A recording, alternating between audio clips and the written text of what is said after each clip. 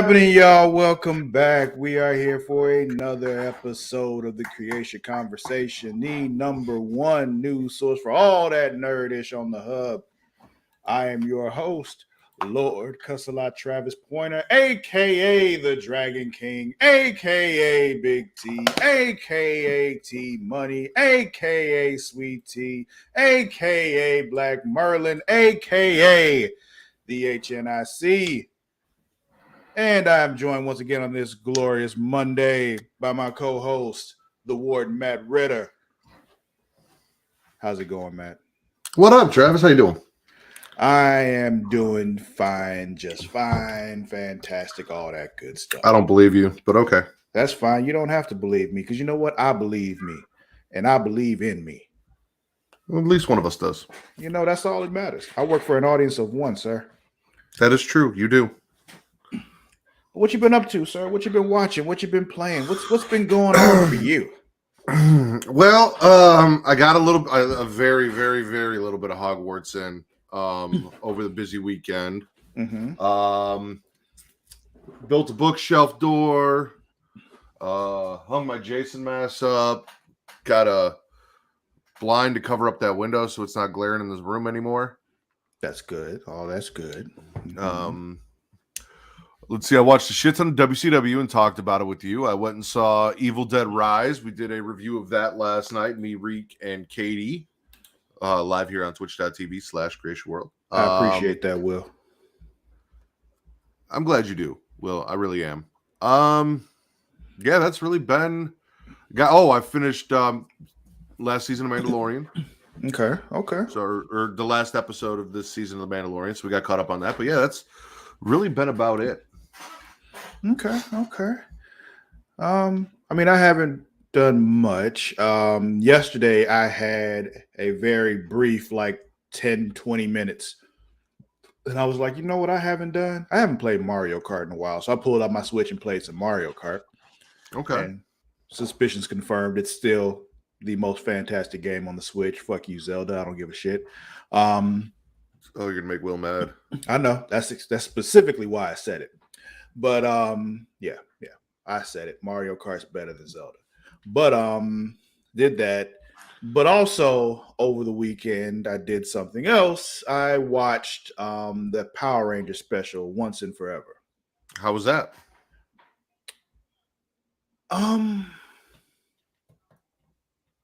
It was fine.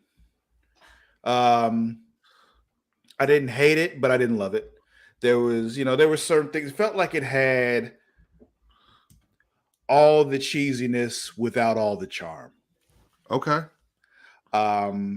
There's certain things that are, inherent to Power Rangers that you don't really realize that you miss unless they're not there. Like they did like this whole CG thing with the Zords and the giant monster part and all that kind of stuff. And I didn't think that would bother me as much as it did, but it did. Like, I want the dude in the big rubber suit. Like, that's what I want to see. I don't know why it made that much of a difference to me, but it did. And then there were other things that happened. They gave everybody their own moments to shine and all that. Will said maybe just you now. But the problem with that is they forgot to really emphasize what a big part of Power Rangers has always been, at least to me, which is, they're individually, when they morph and all individually with their weapons and stuff, they're powerful, but they're strongest when they're together and they're working together. So like they all had their own individual weapons, but they couldn't take down the monster until they put their weapons together, Right. Or like, they had the individual Zords, but they couldn't really take down the monster till the Zords came together into the Megazord. It was all about teamwork. That's what Power Rangers was. It was being a team. Right. Now, they did that with the Zords because they didn't do anything individually with the Zords, but they did all the fighting with their individual weapons and didn't bring them together to blast the weapons, So it was just like... Okay. There's just... And that again, that bothered me more than I expected it to. So also we're talking about point out Amy Jo Johnson, and she was like, maybe I didn't want to wear spandex, blah blah. You wouldn't have had to, like, because I forgot whatever what's his butt's name is that played Rocky. He definitely was not in that suit. That was not him at all. And then we had the Aisha and Adam were both there too, but they played other kind of. They did something else. They didn't have to, they didn't morph or anything, but they were there. Like so, it's just like you could have been there. Is what I'm saying. But anyway, we're moving on. We're gonna just stop pretending that it wasn't about money because we all know that's what it was. But continue. What I was going to say was one of my favorite things about Creatia Conversation that you and Mara and John used to do when I was listening that we've kind of lost in this new format that I thought maybe we could bring back a little bit. I know it won't be the same. In another form, you talking about doing Name That Movie? Yes. I know. I've thought about it. I'm trying to figure out a way to incorporate it into something else. We're going to bring that back. Well, I have an idea. So okay. I know what you guys used to do is it used to be a competition, and one of you would read, the IMDb synopsis, and the other people would try and guess. Mm-hmm. But since this is a two-man show, description, back in the box description, like the DVD kind of thing, if we're doing it like we did back in the day. But since this is a two-man show, I've got two movies in mind that I thought I could just give a vague overview, or maybe like we could work on like doing those like bad descriptions of movies and see if you can guess what they are. Sure, go for it. All right. Two idiots go on a journey to redeem their hero who has fallen from grace, and along the way find out that he's not the person that they thought he was.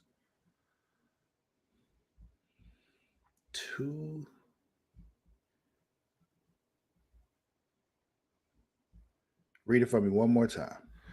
I'm not reading it. I made it up. So. Oh, you made it up. Okay. Yeah. Two idiots go on an adventure to redeem their hero who has fallen from grace, and along the way find out they're not who he thought he was. Or he's not who they thought they were. Or, yeah, he's not who they thought he was. Gotcha. I know what you meant. Two idiots. Okay, so we need two idiots. Who would be these two idiots? I don't know, man. You stumped me. Let's see if I can give you a hint.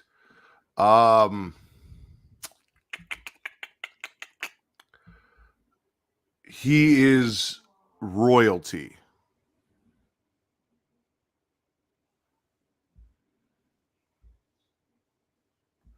Ready to rumble? Yes.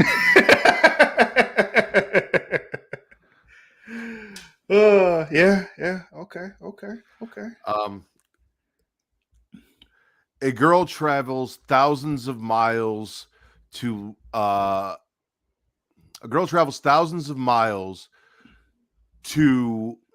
I'm losing the word that I want here. Achieve her family's dream, and in the process realizes how much that dream truly means to her.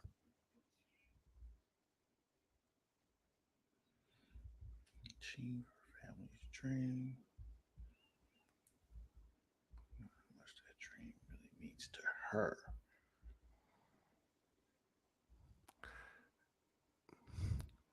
I don't know, Mulan? Nope. Here's your hint. That traveling thousands of miles crosses an ocean.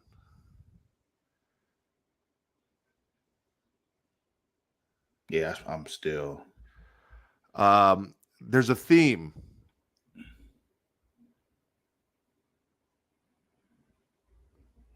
So think about the first movie.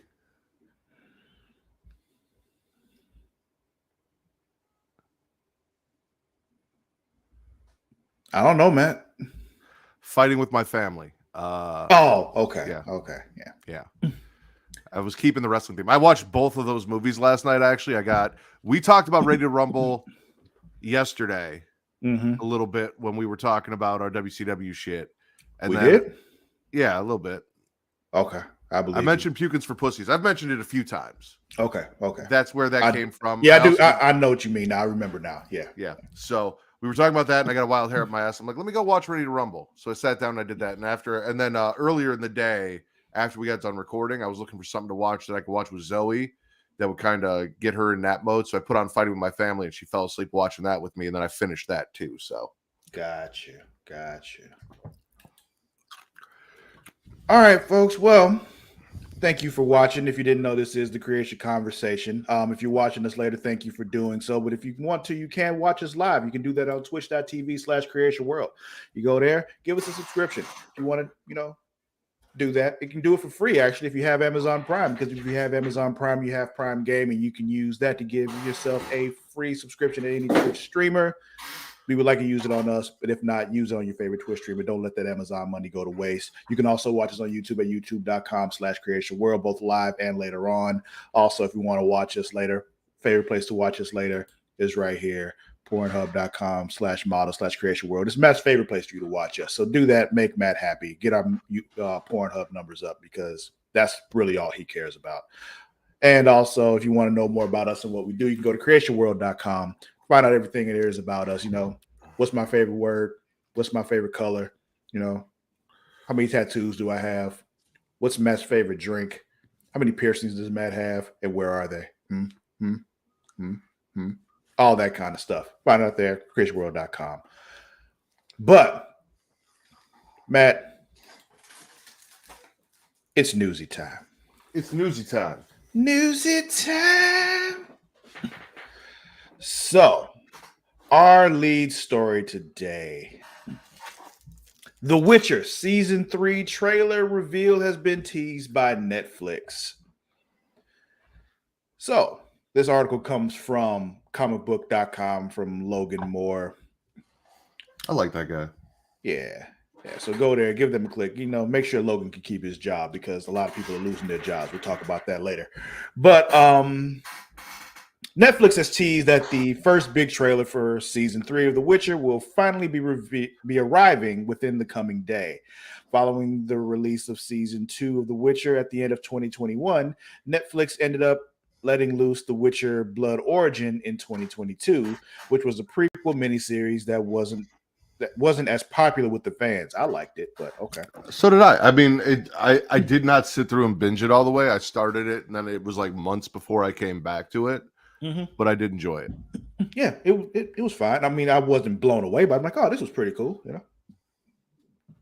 For those who were let down by Blood Origin, our first major look at Season 3 of the mainline The Witcher series should be dropping this week. But yeah, basically they put out a tweet/Instagram post, they, picture of Geralt and Yennefer, and the fuck is that little girl name? Oh, something with a C, isn't it? Yeah, but I've been terrible with names lately, and I don't know why. I think I'm fucking getting old. Like, I used to remember this shit, no problem. I could just pull it out of my Siri, ass. Now, I got it. Siri, yep. Anyway, picture the three of them basically, and they said, hold tight till tomorrow. And they dropped that today. So I'm guessing that trailer's dropping tomorrow. I guess I'll have something to watch. It's a new Geralt, though, right? Not yet. Next season. This coming season is still Henry Cavill. It's the season after that they're replacing him with, I forgot who. Isn't it one of them? Isn't it that other Hemsworth? Probably. I think Liam? So. Yeah, I think it's Liam Hemsworth. Because I'm not ready. So, and he's that one that we don't really care about. It's like Liam Hemsworth, and Chris Pine just did Dungeons and Dragons, so it's not him. Yeah, it's Liam Hemsworth, I think. Was it you I talked about? We talked about Dungeons and Dragons, and I said I just don't like Chris Pine's face. It sounds familiar, but I could have just been watching that day. So I don't know. It's the reason why I never really got into the new Star Wars films. You mean Star Trek? Star Trek films. It's because I don't like his face. I wasn't really too fond of those movies either, just because they just didn't feel like Star Trek to me. And it was the big downside for me in Wonder Woman. Even though I liked the first Wonder Woman, yeah, no, just something about his face bothers me. It's almost too clean and too perfect. He doesn't look like a real person, and it bugs the shit out of me. So it's not that he has a punchable face. It's just that you know, just feels off to you a little bit. Yeah, something's not right. Looks too artificial. I got you. But yeah, how you feeling? What's your trailer tomorrow? I'm feeling like I'm going to need to keep my eye out for that so that I can watch it because I'm excited. I love the first. Okay, so I love the first season of The Witcher. The Witcher does the same thing that every fucking show seems to do to me to piss me off. They give me a lot of nudity in season 1 to hook me, and then they take it away come season 2, I don't think there was any nudity in season 2, and I I'm was trying. waiting You're the whole thinking back. season. Yeah. I don't think Yennefer was naked one time. And it doesn't just need to be Yennefer. There are plenty of I other know, people in there, but they gave us mm, naked yeah, Yennefer for season 1. It's just like, a why would you lot. stop that? Like, Yeah. like Game of Thrones did it. They, kept adding more story and took away all the nudity. Like, I hate that they do that shit. Like, don't hook me with titties and then be like, well, thanks for watching. No more titties. Because I'm going to keep, like, they know I'm going to keep watching, hoping they bring it back, and then they don't. Mm-hmm. And when you're looking at a lot of titties, sometimes you get a little excited, Matt. And when you get excited, there's ways to handle that excitement. You can take care of it by yourself, or you can take care of it with a partner. But either way, you're going to want to go to Adam and Eve, because Adam and Eve is the nation's largest marketer of adult products with millions of satisfied customers in the United States and all over the world. Founded in 1971, Adam and Eve is also one of the oldest names in the rapidly evolving adult industry. For more than 50 years, they have built up a reputation as a trusted and reliable adult toy store that takes pleasure and privacy seriously. When you want to shop erotic toys, Adam and Eve has it all. Men and women, straight or gay, and anywhere in between, Adam and Eve has the adult toys you're looking for, including but not limited to vibrators, dildos, anal sex toys, bondage toys, couples toys, lube, sexy gifts, and accessories. Unlike other adult stores, Adam and Eve stands behind all their products and offers a no questions asked return policy. So whether you bought a dildo, sex swing, or penis ring, you can get a full refund within 90 days if you're not 100% satisfied. So go to adamandeve.creationworld.com and use the code erotica to receive 50% off one item plus free shipping on orders of $49 or more. That's adamandeve.creationworld.com and use the code erotica to receive 50% off one item plus free shipping. Link is in the description. As always. Yes. Speaking of, fantasy type series and things happening in that world. A Lord of the Rings fan fiction writer is suing the Tolkien estate and Amazon for copyright infringement, Matt. So, this article comes from IGN, from Ryan Dinsdale. So go there, check it out, give them a click. A Lord of the Rings fan fiction writer is suing the Tolkien estate and Rings of Power creator Amazon for copyright infringement of his novel, The Fellowship of the King. As reported by PC Gamer, Demetrius Polychron,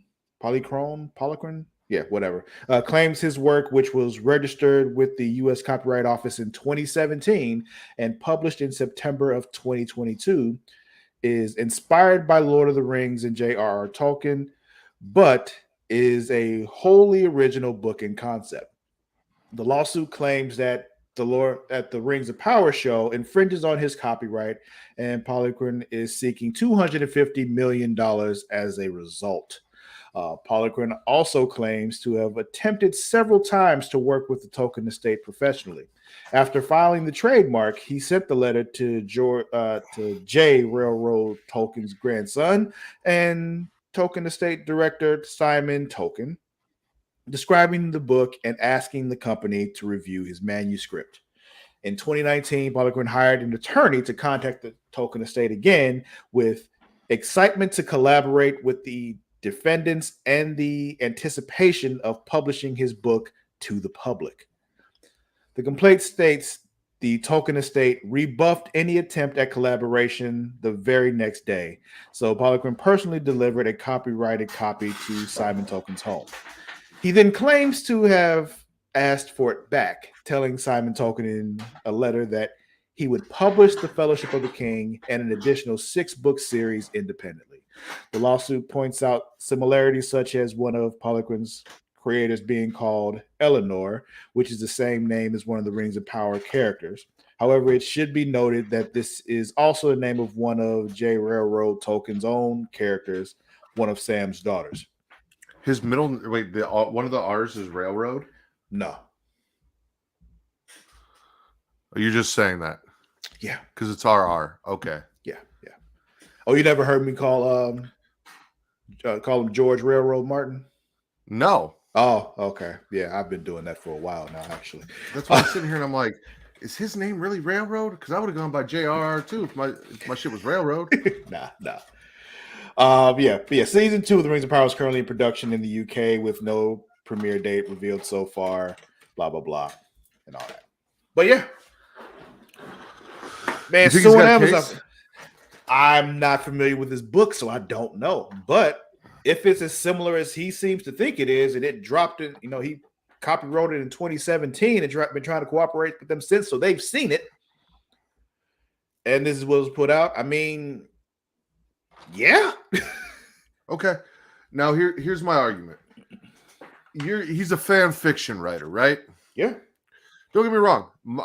We have an entire episode on Getting Off that is essentially fan fiction. It is me talking about wanting to create a slasher universe, and it takes Jason Voorhees and Freddy Krueger and Michael Myers and the ideas of the Evil Dead and tries to bring them all into one cohesive universe. So I am pulling from all of these places. Mm-hmm. However, because it is fan fiction and it is already based on existing works that are copyrighted, I don't know how copyright law works in that case to how much of a case he really has. It's like, okay, you wrote the, because 50 Shades of Grey. Well, the thing is, calling it, him a fan fiction writer is kind of misleading because it says here, like, it says his book, Fellowship of the King, was inspired by Lord of the Rings and J.R.R. Tolkien, but is a wholly original book in concept.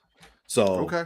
Yeah, there's that. It wasn't a fan fiction book that he wrote that they copied. It was his own original story that was inspired by that. Okay.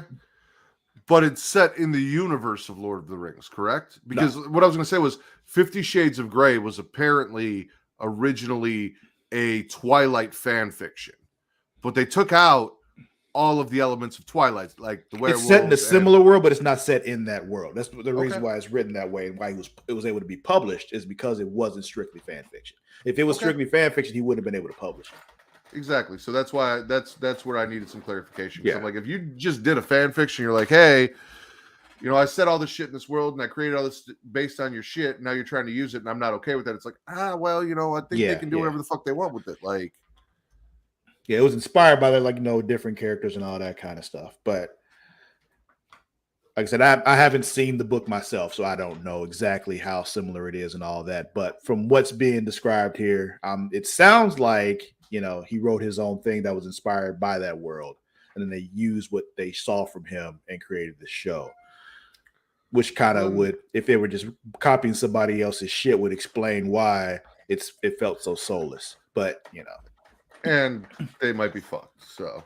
Possibly, but they're already possibly fucked anyway because people aren't really watching it. So that is true. That is true. We did a story here about how they fell off with viewers like after the first episode or two.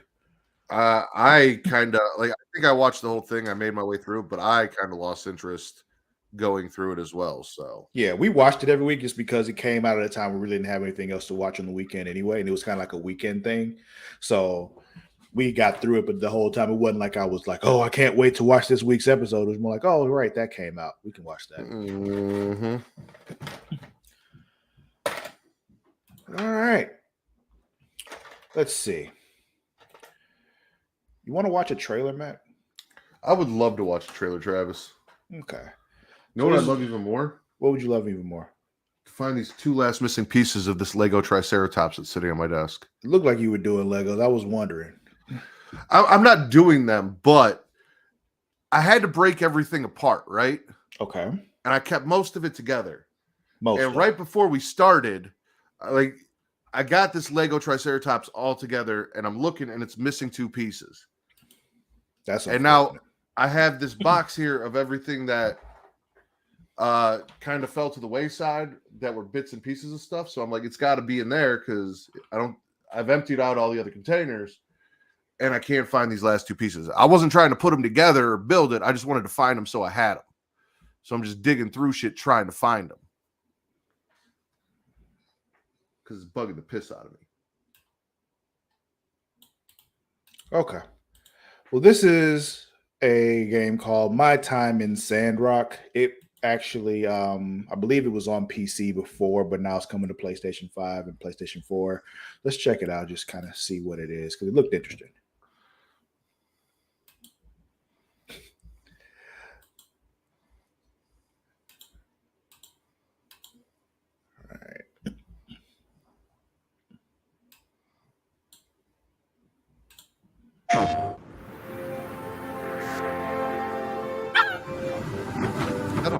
penguin dog? Like,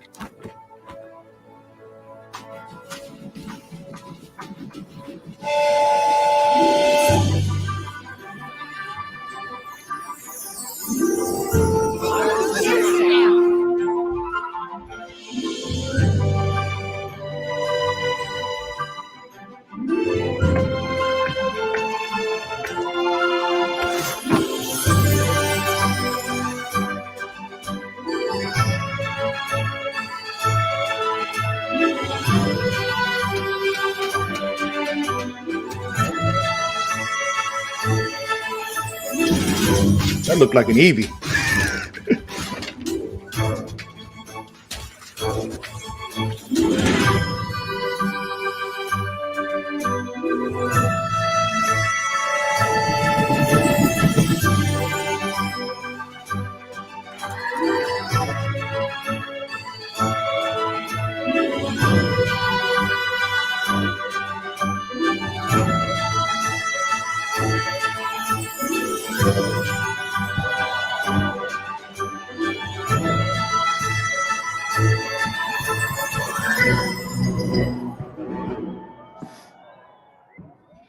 Okay. So it looks like a mix of like The Sims meets like a bit of a little bit of action game kind of stuff going on. Well, RPG kind of thing. Maybe even a little bit of Minecraft in there. Yeah. I mean, I'm gonna be honest with you. Until I saw the fighting, I was like, this is not going to be a game for me. Mm-hmm. But once we got to the fighting aspect, then I'm like, okay, now I'm kind of curious. Yeah, because if all those things work together somehow, then I don't know. Might be something worth checking out, depending on pricing and all that. Because definitely not paying $60-$70 for it. But if it's like 20, catch me on the right day, I might check it out. Oh yeah, absolutely. No, that's graphically with what the PS5 is capable of, or even the PS4. That is not a game that I would pay that much for. I would not pay full price for that game. But I'd catch it on sale. Mm-hmm. But if you were going to be, playing such a game, you're going to put in a long session. A good way to do that and make sure you're, keeping up the whole time is with some Dubby. Dubby is a clean energy drink that is made to give you focus with no crash, jitters, or angst like other energy drinks. They also have no maltodextrin fillers and don't use artificial dyes. That was weird. Dubby contains vitamins, amino acids, nootropic, and 150 milligrams of caffeine. The product is made in the USA and is an FDA inspected facility that strictly adheres to GMP manufacturing guidelines. Dubby has handpicked what they believe to be the 10 most critical ingredients for focus and concentration.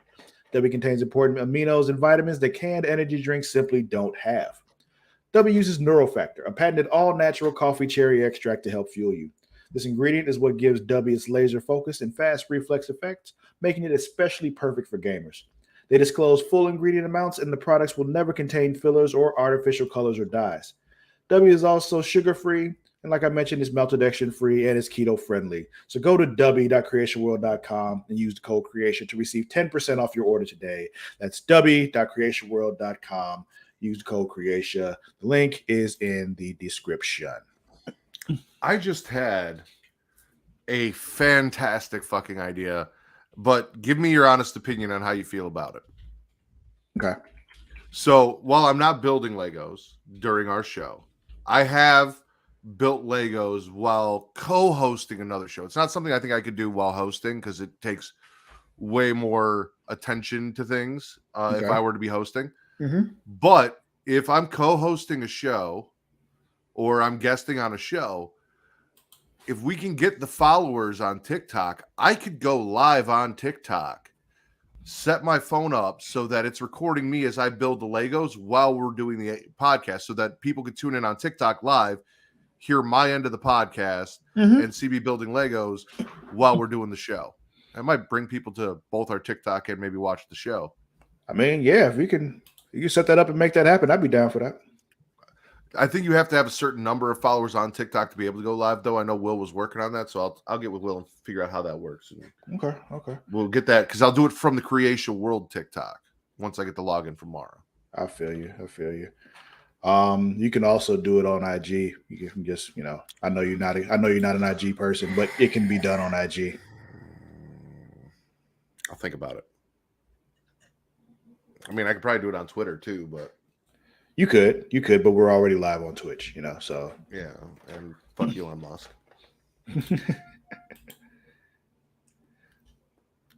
you said fuck Elon Musk. Yeah, he owns Twitter. You said Twitch. I swear to God, I said Twitter. I heard Twitch. Well, did I say Twitter or Twitch? Let me know.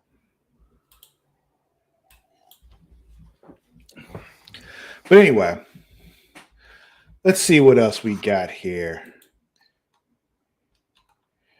Let's see. So, Dungeons and Dragons has actually just revealed some format changes for the 2024 Dungeon Masters Guide.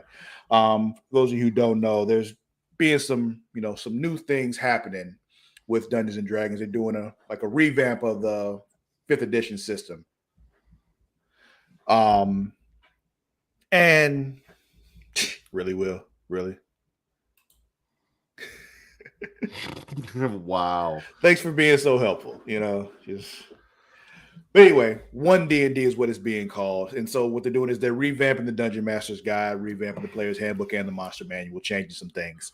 But they revealed, some format changes for the new Dungeon Master's Guide. So Dungeons and Dragons has provided some new details about the upcoming 2024 revisions to the Dungeon Master's Guide. This article comes from comicbook.com, article from Christian Hoffer. In a video posted by Wizards of the Coast earlier this week, Dungeons & Dragons principal story designer Chris Perkins laid out some of the changes that would be coming to the Dungeon Master's Guide next year as part of the planned major revision to the current core rule books. We've concluded there are some wonderful things we can do to make Dungeons & Dragons Dungeon Master's Guide better, a better user experience for folks. So everything is on the table. We're looking at the organization of the book itself. We're looking at some of the content and how we can present it more clearly. And we're looking for what new things we can squeeze into the book that we think is of paramount importance to new and experienced dungeon masters. JJ, what's going on? So yeah, the new Dungeon Master's Guide will be much better organized than the current version of the book, thank God, which immediately launches into campaign building instead of providing players with the basics needed to run the game. Yeah, so we'll talk about that in a second. So early chapters of the revised Dungeon Master's Guide will cover the basics such as what the different dice mean, provide advice on how to run the game, and a rules cyclopedia. Later chapters will cover adventure building, campaign building, cosmology, and magic items, with an 8th chapter being saved for a, quote, surprise. Most notably, the adventure and campaign chapters will contain concrete examples and will utilize material and advice from more recent rule books. Perkins noted that session zeros will be covered in the new Dungeon Master's Guide, which should help provide the players of a campaign with clear expectations and goals prior to the campaign's launch. So, I know a lot of this doesn't mean anything to you because you've never seen the original Dungeon Master's Guide, so the changes won't mean anything to you. But it's a big deal for those of us who use that book because it is a fucking nightmare. Things are, the way it was arranged is terrible. Like you open it up, like how do I do? Like the basics aren't even in there. Like it's how to run a game is not at the beginning of the book where you think it would be. It starts, like I said, with how to build a campaign. And it's just like, wait a minute, like I don't even know how to run the game itself. Like, why are we? That's like later in the book, or like things like or adding things like a session zero, how to run a session zero, and all that kind of stuff. It's being in there is a big deal. Those of you who don't know, session zero is basically the session where you sit with your players and you kind of lay out what kind of story you're going to be doing, and like what's going to be entailed, the rules of the way you interpret them, and how you're going to run your table. Things that are allowed, things that won't be allowed, like it's not as big of a deal like with us because we know each other pretty well, so we kind of know where the lines are with us. But when you're playing with people that you don't really know, certain things that just will be off the table and all that kind of stuff, or like also establishing basically like a safe word, like you say this safe word, there's a problem, we need to stop. Like some people might have like a debilitating fear of spiders. Like not just they think they're creepy, but like it freaks them out to even think about spiders. Right. So with people like that, you're not going to run an adventure with a bunch of giant spiders attacking them. Like it's just Why not? because then they're not going to have fun, Matt. And we I built mean, everybody playing to have fun. maybe you just want to help them get over their fear of spiders. That's not your job. See, this is why I would not make a good dungeon master. There's ways to fuck with people while still also making sure they have fun. And confronting them with their debilitating fear. I'm not talking about just, like I said, like kind of freaked out by spiders a little bit. I mean like somebody who like curls into a fetal position when the spider is mentioned. Like it's you don't do that. You do other things like give them the opportunity, like, you know, to see one at a distance while somebody else squashes it, kind of thing, you know? Like there's ways to run things. But anyway, them redoing the Dungeon Master's Guide is a big deal. I'm glad they are. The way they're revising the rules and stuff has been a bit of a for me, but redoing the Dungeon Master's Guide is a big deal, and I like it. Okay. While we're on the subject of things that only one of us is really affected by, I just found some breaking news that I am super fucking excited about. Okay. So CBR.com posted this. We talked about this last night. As of right now, per the Getting Off podcast, mutual consensus, that's the word, between Katie, Reek, and I, is that Scream 6 was so far the best horror movie of 2023 that we've seen even within the last year, even going back into late last year. Okay.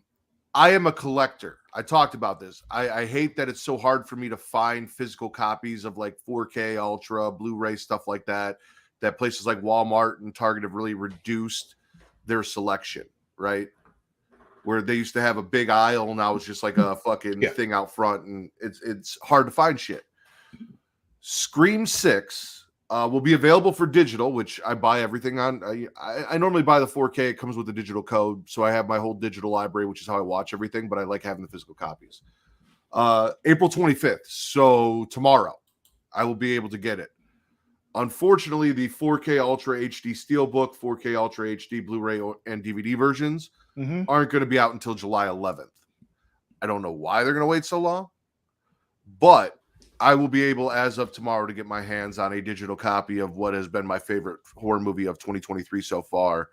And I have a date released to pick up a 4K copy, physical copy for my collection in July. Oh, well, that's awesome. I'm happy for you.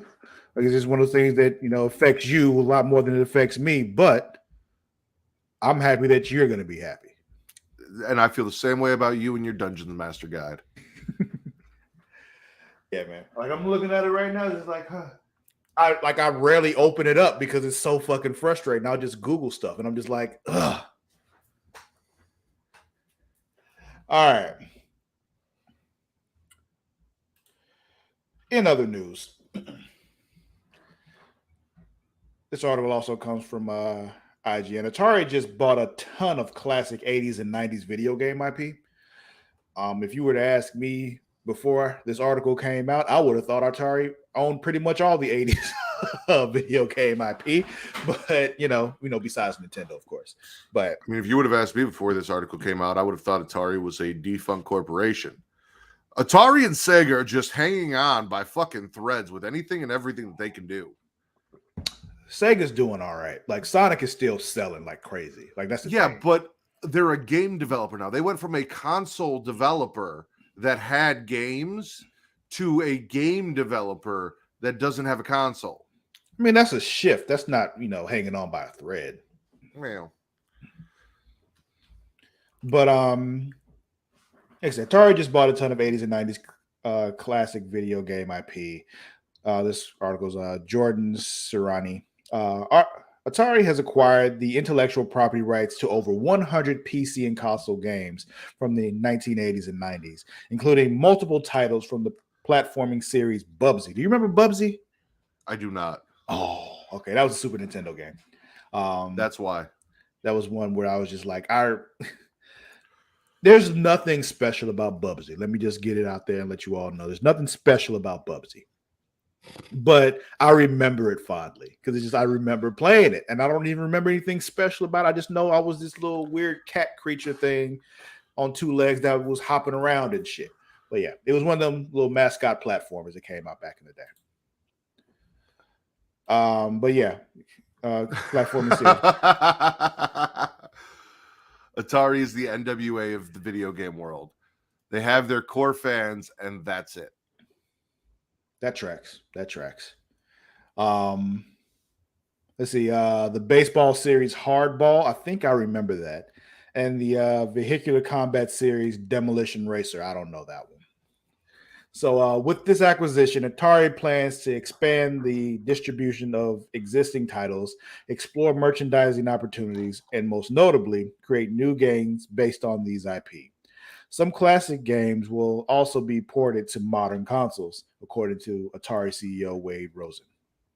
As part of the deal, Atari also acquired the trademark to Accolade, the developer and publisher behind the aforementioned Bubsy and Hardball series. The acquisition comes a month after Atari acquired a dozen other classic IP, including the arcade shooters Berserk and Frenzy. I remember Frenzy. I don't think I remember Berserk. Atari demonstrated its ability to breathe new life into classic games with last year's Atari 50, the anniversary celebration. So, yeah. Okay. So here's where I'm at with this. Where are you at? I don't remember Bubsy because I didn't own a Super Nintendo. Okay. I had a friend who had a Super Nintendo. So the only games I think I ever played on the Super Nintendo were Street Fighter 2, Mario World 3, or Super Mario Brothers 3. That was on the straight NES. That wasn't on Super Nintendo. Super Mario World was on the NES. Then maybe it was Super Mario World. Yeah. And then an NHL game. Okay. Because he liked hockey, so we go over there, we play that. I was watching Mighty Ducks, so I always wanted to play as the Anaheim Ducks because I thought it was the Mighty Ducks. We were young. I had an NES, and then I had a Sega, and then I had a PlayStation, and then it went kind of from there: PS2, PS3, Xbox 360, so on and so forth. But like I said, good for Atari. Like, you came out with one of the first ever in-home consoles. One of the biggest in-home consoles, and then kind of killed it with ET. But laid out the blueprint for what Sega would then do, where they came out with their console. They did a little bit more. You know, I had a Sega CD. There was the Sega Saturn, which essentially killed Sega. And then they kind of followed suit and said, all right, well, we can't compete with these other people developing these consoles. You should read/listen to the book Console Wars. It's about Sega and Nintendo, and it's actually really good. It's really interesting. Okay. But they couldn't compete. They couldn't stay in the game. So that they decided to take the IP addresses they had for the video games and use those and go forward as a gaming company or owning IPs on games. And that's how they decided to make money and continue to put things forth. And like I said, Atari laid that groundwork that kept them alive. So, like, good for them. Both of them still making it. Is this Bubsy?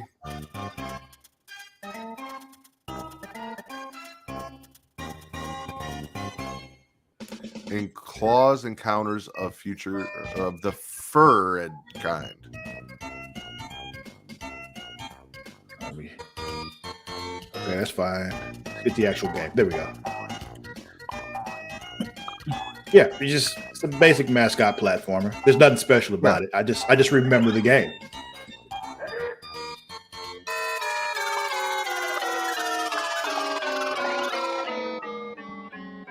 Like, I remember those jerseys and the balls of yarn and all that kind of stuff, but I don't remember what the jerseys did. The balls of yarn, I'm guessing, were the same as coins in Mario. You know, same shit. He forgot a ball of yarn. Yeah, well, you know, whoever's playing this isn't, you know.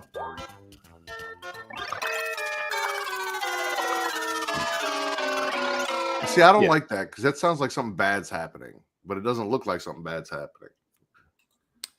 I get it. But yeah, that's Bubsy. I also agree. Flowing uphill is sus. That is not how physics work. It does in Bubsy's world.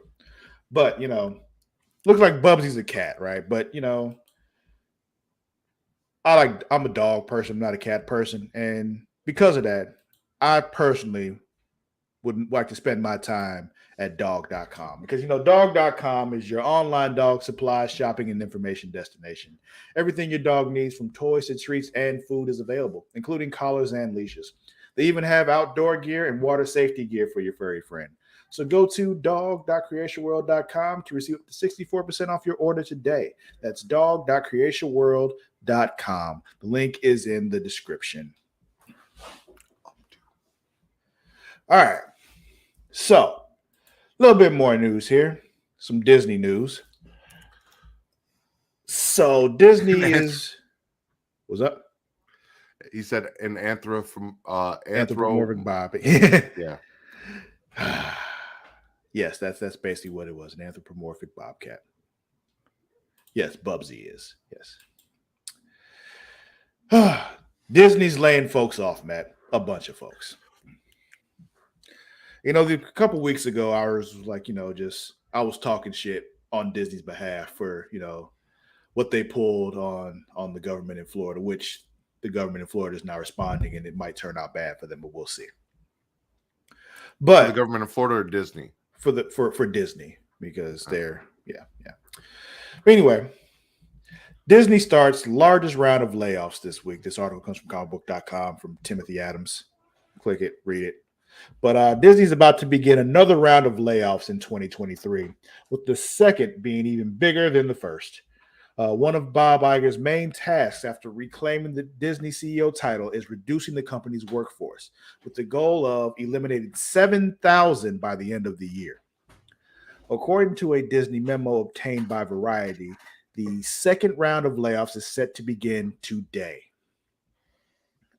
with approximately 4,000 jobs being cut by the end of the week. The cuts will come across the division's Disney Entertainment, ESPN, and Disney Parks experiences and products. Also, the third round of layoffs by Disney will begin before the summer, bringing the total jobs cut to 7,000. You got some typos in here, man. You do better.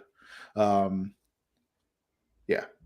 There's quotes here. These are hard decisions, blah, blah, blah, blah, blah. I don't really want to hear what you have to say when you're firing 7,000 people. But yeah.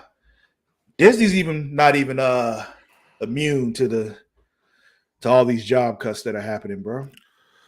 Because they're a major corporation. As someone who works for a in my shoot job, because Travis doesn't pay me yet. For a company that does this, this is the sorry to hear that, JJ. Damn. I mean, that happened to me in August. I work for a company that does this. So these corporations feel like to satisfy their shareholders and create dividends and do things like that, the fastest and easiest way to do that is reduce labor costs. And to reduce labor costs, you cut employees. You could be making record profits year over year over year, which Disney is, and it doesn't matter because the shareholders aren't seeing enough the growth. Dividend or enough growth or whatever. So then you start firing the people that helped you achieve those goals and make those record profits and do these things. Mm-hmm. I loved everything that Disney has done with Disney Plus. I am a fan of everything that has come out for Disney Plus as far as Star Wars and Marvel and all of that stuff. Like, I watch it all. I'm a fan. It kills me to hear that employees of this company that produces content that I love so much, people who were probably integral in creating aspects and helping get these projects done and out to me so I could enjoy them, are losing their jobs so that people who have nothing to do with the company, who have no effect on it, who are not creating or doing anything for me, can make a little bit more money. I fucking hate it. Yeah. It's the world we live in. Like I said, it happened to me back in August. I was, my job that I had, I was in insurance. I was, Medicare. I'd actually just gotten promoted a few months before that. And that promotion ended up being my undoing because they started cutting costs. I'm like, we got to cut some positions, and mine was one of them. So it was just like, damn. That is why unions are so integral and important to the American economy, is because unions will help protect your job. Yeah. Unions will help get you your job back. You have to pay them, but that's what they're there for. That's how the mafia works. But correct. It's kind of what it is. Not upset by it, but that's what it is. Got to pay to play. Is what it is.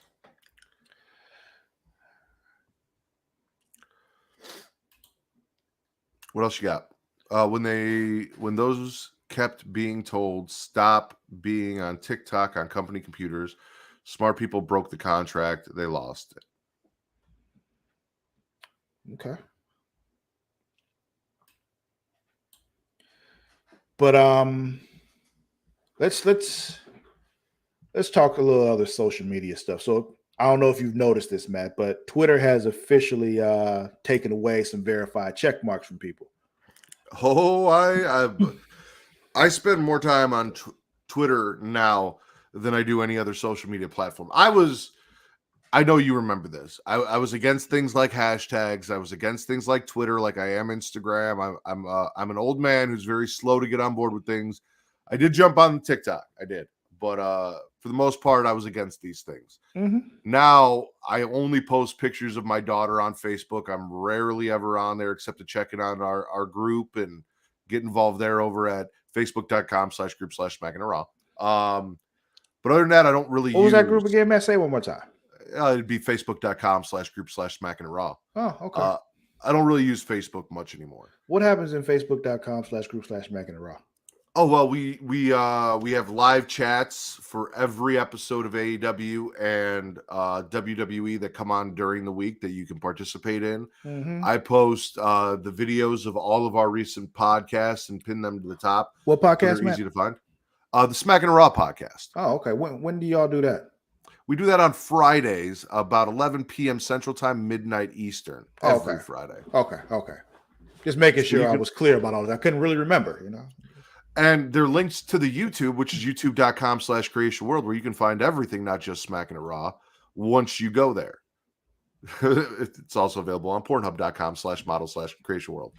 But yeah, no, I use Twitter more than anything. And you see all of these people, they're getting rid of the check marks for people who were verified. And the reason that this is important, do you know why this is important?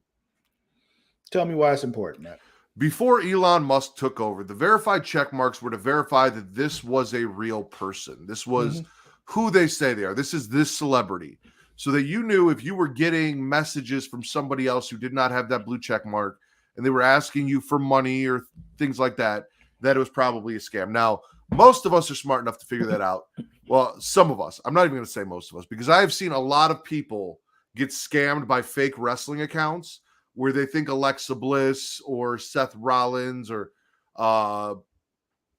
Sasha Banks is actually contacting them and asking them for money. And they will give these fake accounts money because they are fans, because they don't know. It's kind of like the old email scams where like a Saudi prince would ask you for money. The Nigerian prince wants you to, yeah. Exactly. So they're doing that on Twitter. So that's why these were important. Now the only way to get a verified check mark is to pay for it. But anyone can fucking pay for it. So it defeats the whole purpose of having the verified check marks in place. What Elon originally did was he went out and said, hey, all right, legacy members who were verified have gold check marks. People who paid for it have blue check marks. And then if you didn't want to pay for your check mark and you're not famous enough to get verified, then nothing. Then he took all those gold check marks away.